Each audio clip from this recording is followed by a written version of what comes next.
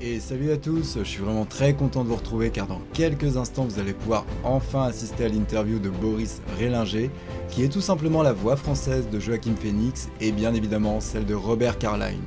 Durant cette entrevue, on y parle forcément de Stargate, mais également de théâtre. Alors installez-vous et bon visionnage.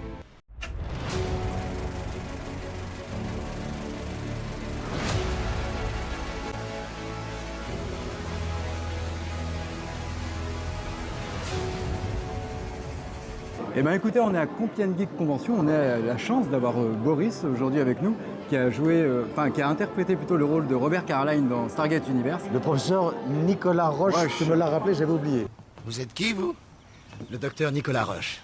Un des protagonistes de la série Absolument, Stargate Universe. absolument. Bon, malheureusement, ça a duré que 2 saisons, mais est-ce que vous en gardez déjà un bon souvenir? Déjà doublé cet acteur génial. Je l'ai rencontré lors d'une convention et je venais de le doubler dans Once Upon a Time. Voilà, donc j'ai pu le rencontrer. Et c'est un mec. D'abord, il est écossais déjà, donc c'est pas mal. Il est hyper simple, d'une extrême gentillesse, mais abordable.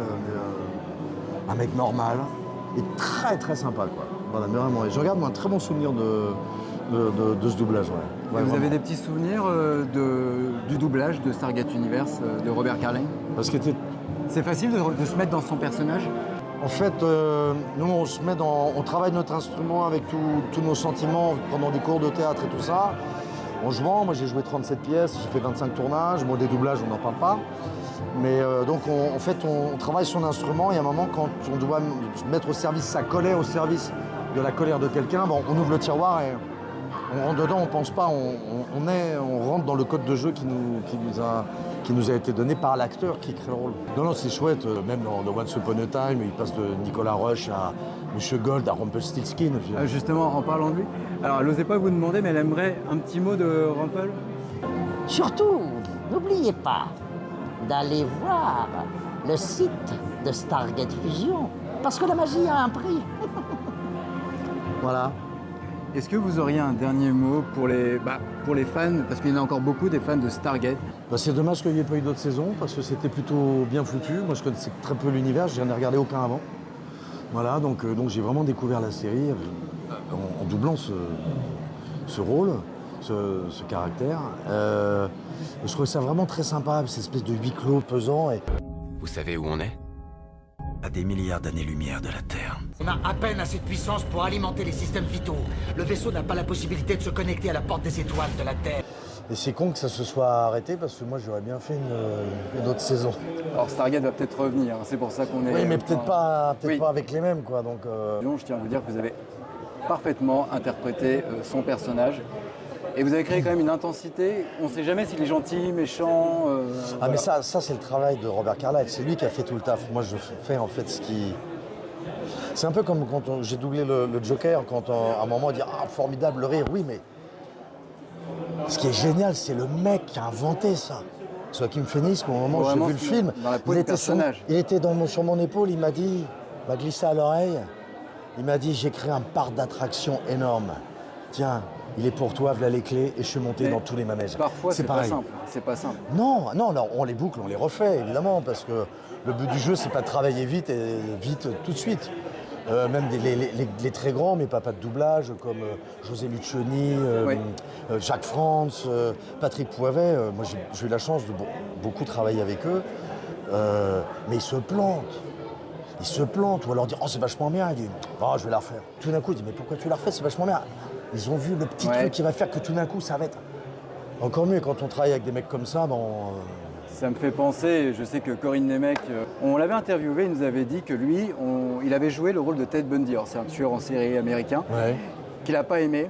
Il s'est tellement mis dans le personnage qu'il en a fait des cauchemars. Il disait même pendant le tournage coupé. C'est vraiment quand on intègre le personnage, il disait on devient fou, quoi.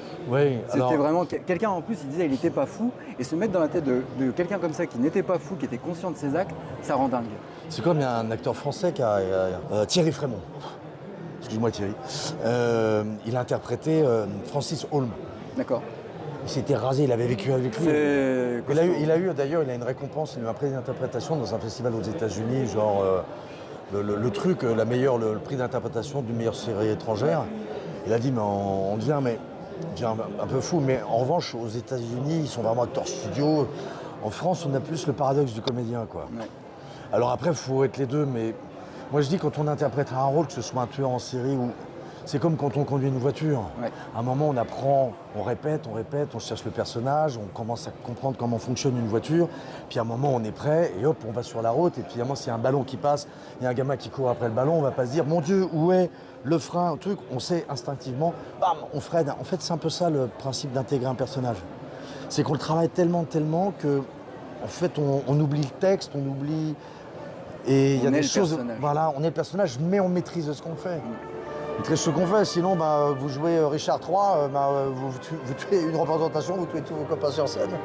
Il y a de toute façon, il y a une part de soi qui s'abandonne, qui devient le personnage, et on a quand même... C'est là qu'on reconnaît les vrais professionnels, Ouais, quand on intègre le quand on personnage. arrive à le faire. Ouais. Et il y a toujours une partie de soi qui conduit la voiture. Vous avez déjà, dernière question, vous avez déjà refusé de doubler un personnage qui vous convenait pas? C'est-à-dire qu'on ne sait pas. Ah. On ne sait pas, ou alors c'est les gros films, on arrive... mais non, parce que... Non, jamais. Si, ou alors je dis non, parce que si c'est un ami qui le double, et qu'il y a des essais, je dis non, je passe pas les essais, parce que je passe pas les essais, ou alors je suis pas libre. On va pas prendre Jim Carrey à Emmanuel Curtis. Voilà, C'est un exemple. Voilà, si on me dit, tiens, il y a un... Je dis non, je fais pas. C'est un copain, tu laisses. En revanche, il y a des rôles au théâtre ou des choses qu'on peut refuser, parce que là, c'est pas le même travail. Non, mais c'est vivant. C'est ça qui est bien. Et en tout cas, merci Boris. Mais merci à vous, et Bonne continuation pour la convention. voilà, et puis j'espère qu'il va y avoir En tout cas, petit Stargate, quoi. Vous êtes quelqu'un de très accessible et on vous conseille à tous de venir. Vous donnez Ah oui, des oui, bons oui, conseils. venez nous voir, j'adore ça. Non, mais vous donnez des bons conseils sur scène aux jeunes finalement, qui veulent se lancer. Ah oui, alors le doublage, vous faites comédien, faites attention aux marchands de sommeil qui vous proposent des formations chères, parce que vous n'en ferez jamais.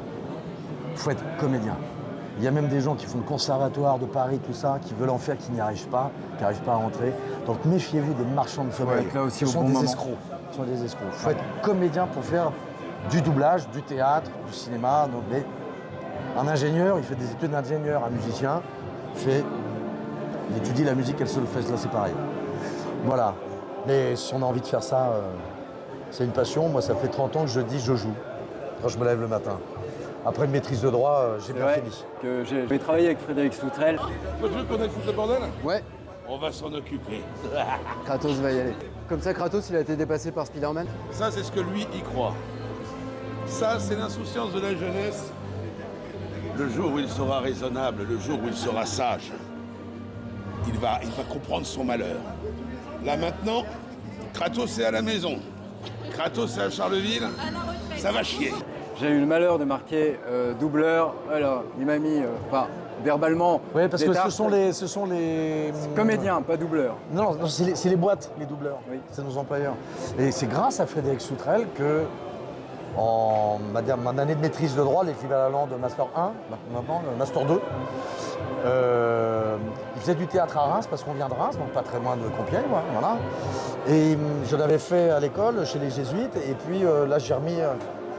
il m'a emmené dans le cours, et c'est grâce à lui, finalement, que je... Voilà, mon Soutrel. D'ailleurs, Frédéric qui fait, Ma Soutrel. qui fait les courses Soutrel assez régulièrement. Et très bon cours. Puis il a aussi sa chaîne YouTube d'histoire, là, qui est... attention, faut pas emmerder Stargate Fusion. Merci encore, Boris. Merci.